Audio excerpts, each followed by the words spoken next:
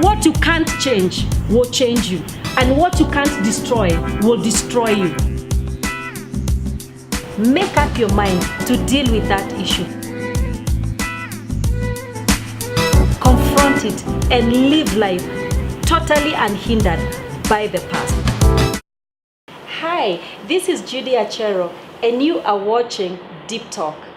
Deep Talk is a program that deals with real life issues, helping you confront them and live life totally unhindered by the past. Meaning that what you went through yesterday does not have to negatively affect your today and ultimately your tomorrow. Today, I'm going to be talking about overcoming rejection. And I want you to pause and ask yourself a question. Have I ever been rejected? I have an answer for you. Most probably yes. Actually, 99% chances you have been rejected. Because rejection can come from so many areas. It could be at your workplace, you deserved that promotion, but it was given to somebody else. Or it could be even in your family. You were raised up by a stepmother who sidelined you. Or it could even be your own parents, but they preferred one of their siblings. Or it could be from a relationship where somebody broke up from you and it left you rejected. And when that happens, rejection communicates a certain message that you are unimportant or you are not needed. And that makes you believe a lie about yourself. And so today I want us to talk about rejection because I need you to overcome it and live life free from what could have happened when you were growing up or at your workplace or at your home or whatever it is. Now, just because somebody does not like banana does not mean that banana is not a good fruit. There are actually majority of us who love banana. And just because somebody did not see your true value does not mean that you don't have value. It just means that they did not recognize your true value. The same thing happens in love relationships. Just because somebody did not dropped you does not mean that they broke up from you because you're not good enough for them. It could just be that you're not compatible. In fact, a lot of love relationships break up because the partners are not a perfect fit, or there is no chemistry, or they just have incompatible lifestyles. But you could just be perfect for somebody else. So as much as you strive to be better, you must also strive to be you, because you should not change who you are because of somebody. There is somebody else out there who actually likes you just the way you are. A few months ago, a lady walked into my office. And she's a beautiful girl. And when she walked in, I told her, "You look beautiful." But she gave me a different look, like a flat face, and she didn't look like she received the compliment. But I did not bother with it. So I just continued talking to her. And as she was talking, she had come to see me for counseling because she had issues with relationships. She had broken up from 3 relationships, and she needs to settle down. She's years are moving, and she just needs to know what's happening. And we began to talk, and when I asked her the reason for the breakup of the relationships, I realized that she has broken the 3 relationships herself, and the reasons were not good enough to be able to break a relationship. And so I realized there are rejection issues in that story. So what I did is that I did not tell her what I thought it was. So I began to ask her questions, just different questions, to be in a place where I understand what is exactly the cause of the rejection. And as we were talking and as I asked her several questions, one of the questions that I asked her was, "How many are you in your family?" And she said, "We are four siblings." And then I asked her, "What's the gap between you and the third one?" And she said, she's the last one, so the gap is 9 years. And this is the statement that followed. When my parents were done giving birth, and after 9 years, I accidentally came. My parents were done giving birth. Then after 9 months and years, I accidentally came. And when she made that statement, I knew this is it. So I asked her, "What makes you think you accidentally came?" Because it could be your parents just needed another child after they were old who will stay longer in the house. And she just looked at me and she smiled and said, "Pastor, I'm an accident." And I kept quiet and I looked at her, and she continued and she said that one day I was in the house and I needed to go for a school camp when I was 14 years for a school camp, and my mother did not have money, so she asked my dad for the money. So I overheard their conversation in the other room, and what my mom did, my dad did, my dad shouted at my mom and said, "I don't want you to ask me money for this child. You know I did not want this child. You should have been careful not to conceive. This is your child, just sort out her bills." And when I heard that, I knew, oh, so this is what I am to my father. Now, when that happened, when she heard those words, she felt rejected by the very most important person in her life. And she continued to talk, because now I had to dig deep into the story. She continued to talk and she told me, my father is a quiet person, and so he does not, and he's not also so involved in our life. So there is not so much of him showing me rejection, so I could not have picked it up easily. But then when I heard those words, I was able to put two and two together and understand why this happened at this time and this other thing happened at this time. And this is the thing. Now, this girl was rejected by her father. She's 35 years old. She was 14 at that time when she had those words. The father does not even know that she had those words. And so what has happened to her, because the father has not shown her rejection automatically, because he's a quiet guy and is also involved in their lives, she believes that he fakes it when he talks to her or when he tries to be nice to her. And so any person who tries to be nice to her, according to her, they are faking it, because this is what her father has shown her growing up since she was 14 years old. And so now these men are coming into her life. When one does just one small thing, she breaks up from them, because according to her, he's faking it that he loves her, and sooner or later he's gonna break up. So before it goes further, she would rather break up that relationship before it hurts her. And that is how she has been breaking up the relationships that have come into her life, because of something that happened to her, a rejection that happened to her 14 years ago. Now this man, her father, has affected the way this girl has lived and who comes into her life years after what he said. And this is what happens to a lot of people. You go through the rejection, it happens, and most of the times it happens even in our childhood.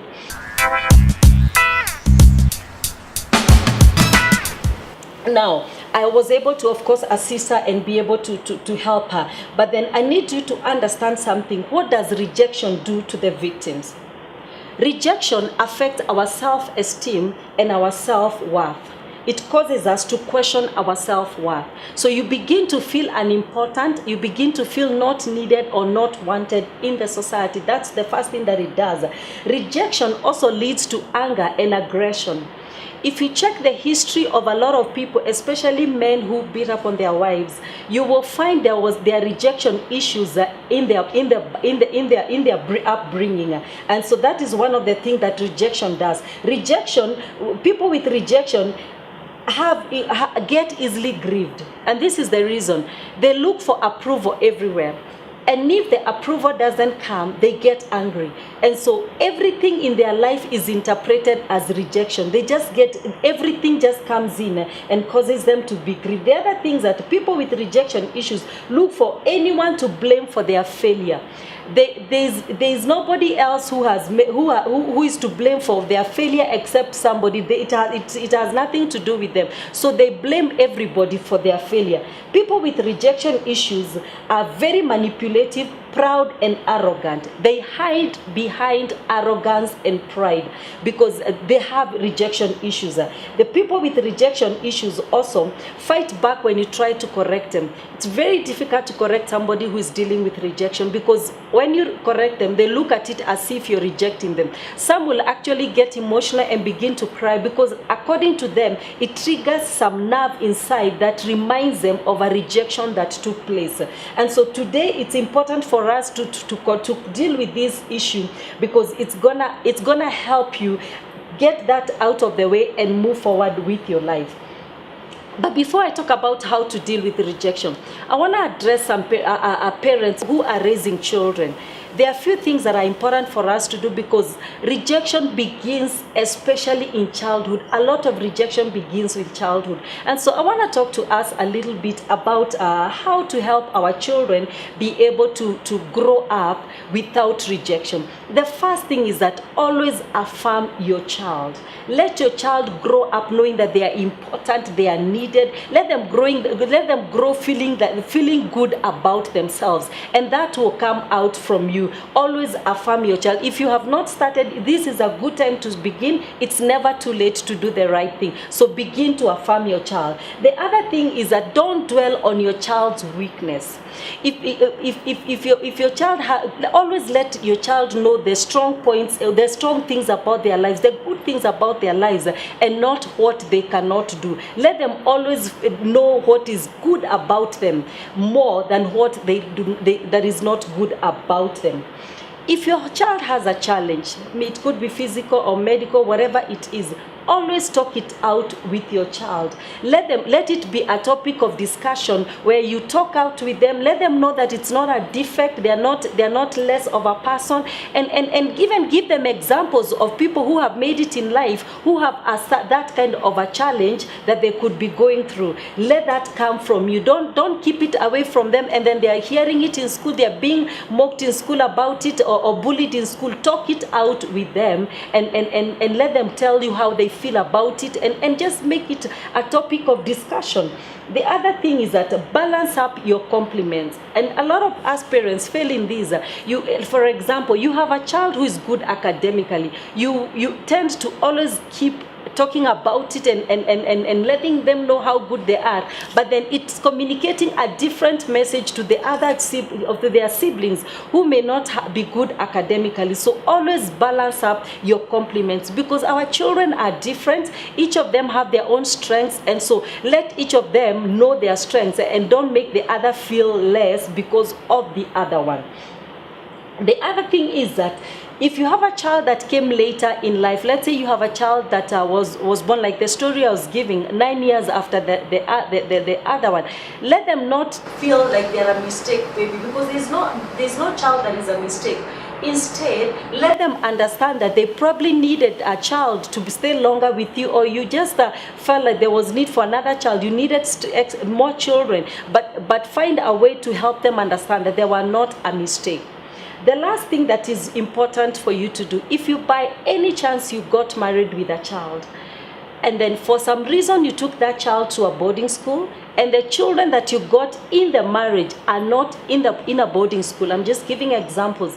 Let the child who you took to the boarding school, who you got married with, understand why they needed to go to boarding school. If there is good reason, you might probably need to explain to them why they went to boarding school where others are at home. And I'll probably, even me, I would probably want to know why this is the only one that went to boarding school. I'll probably even want to know why. But anyway, it's important for you to give that explanation. How do you overcome rejection? I'm going to give you 7 points that will help you overcome rejection. And this is the very important part of this talk. The first thing, work on building your self-esteem and your self-worth.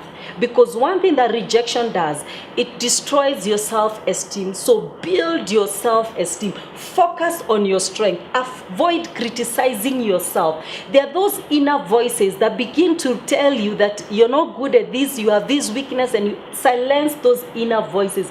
Always be at a place where you build yourself up, you feel good about yourself, you talk good about yourself to your own self.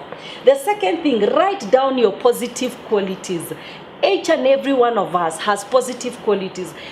Write them down and always keep reading them. Remind yourself about them and keep adding to that list. You will be surprised. There is so much that is positive about you that you do not even realize. And anytime you feel weak and you feel low about yourself and you feel like your esteem is going down, go back to that list and read it out to yourself and remind yourself, I'm good at this, I am this, I am this, I have this achievement, I have this achievement. And it will help you boost your self-esteem. The third thing, begin to define yourself by your accomplishments. There are things that you have accomplished in life. There are people who do not have the level of education that you have. There are people who do not have the kind of job that you have. There are people who have not done the kind of things that you have accomplished. Begin to define yourself by your accomplishment. Don't define yourself by who you are not, but define yourself by who you are and your accomplishment. Number 4, stop trying to prove yourself to others.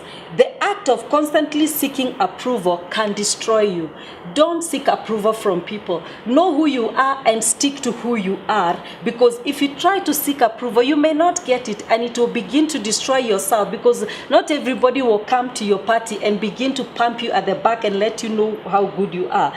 The 5th thing is that find others to fill the gap. If you have people who are rejecting you or who don't see your value, look for others to fill that gap. This means that you go where you're celebrated, not where you're tolerated. Avoid places where people don't see your true value or your self-worth. Go where you're celebrated. Number 6, treat rejection as an opportunity for self-reflection. Now, some rejection could be pointing out something in your life that you need to deal with. And so it will be important for you to begin to ask yourself, why was I rejected? Could there be something that I need to deal with? And this will help you very much to become a better person. Number 7, give up unrealistic expectations. If you're married to a spouse who is probably an introvert and they may not know how to express themselves to you romantically, don't be in a place where you have these expectations from them, and if they're not meant, you feel like they are rejecting you.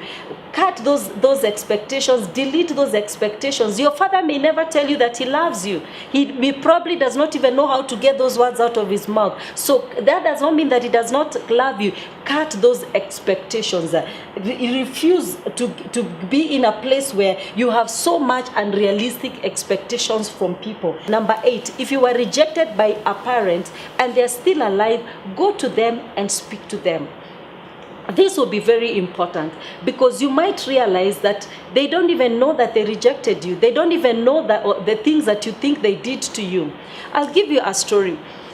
A friend of mine gave me this story some time back. She grew up with her sister who was liked and more preferred by the mother. She was named, her sister was named after the mother. And then that made the mother, of course, like her even more, and other reasons that we may not know. And then the sister happened to be better academically than her. And so what happened is that when she was growing up, the sister was preferred by the mother, or she felt so. And so she grew up feeling rejected. The mom would go and buy the clothes for the sister and not buy for her. And she would always say that, I went and found something nice for her, there was no size for you. And that happened many times. And so she grew up with rejection issues. And later in life, after many years in her 40s, she felt like she needed to talk to the mother, because she felt like it still is in her heart. And she went home and she had a talk with her mom, and she explained to the mom, this is what happened when we were growing up, you preferred my sister. And she explained the whole story, giving examples that the mother could not even think of.